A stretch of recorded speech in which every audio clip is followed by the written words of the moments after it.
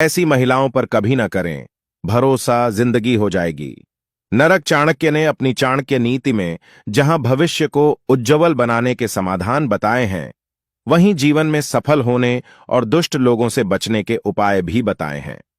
आचार्य चाणक्य ने अपने नीति शास्त्र में धन, संपत्ति, पत्नी और दोस्ती समेत सभी विषयों की गहराई से बात की है। आज हम आचार्य चाणक्य के इन्हीं विचारों में से एक और विचार का विश्लेषण करेंगे।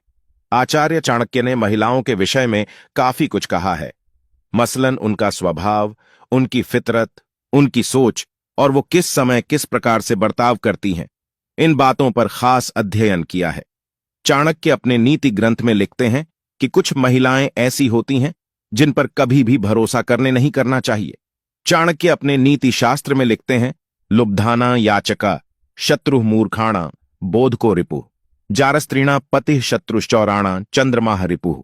अर्थात चोर के लिए उसका सबसे बड़ा शत्रु चंद्रमा होता है, क्योंकि वो चोरी के लिए हमेशा अंधेरे की फिराक में रहता है ताकि उसकी पहचान उजागर न हो पाए। लेकिन चंद्रमा की रोशनी अंधकार को दूर करती है।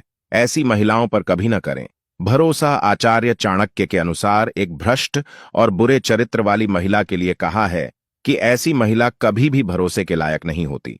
वो हमेशा दूसरे पुरुषों के प्रति आकर्षित होती है।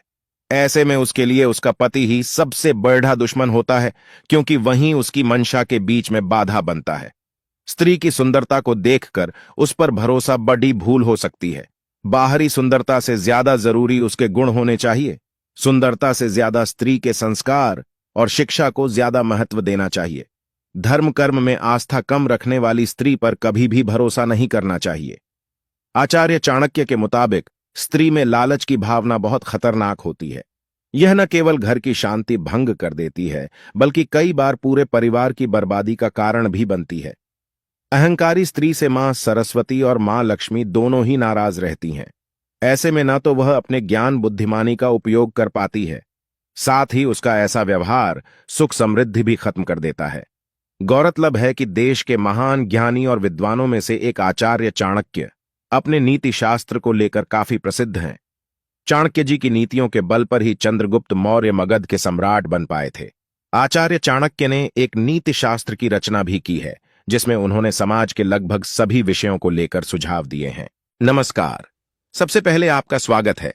अगर आप पहली बार आए हैं तो उम्मीद है आप हमें फॉलो जरूर करेंगे। हम लगातार कोशिश करेंगे कि आपको बेहतर और ज्ञानवर्धक जानकारी और वीडियो मुहैया करवाते रहें। भगवान आपको निरोगी रखे और आप हमेशा खुश रहे।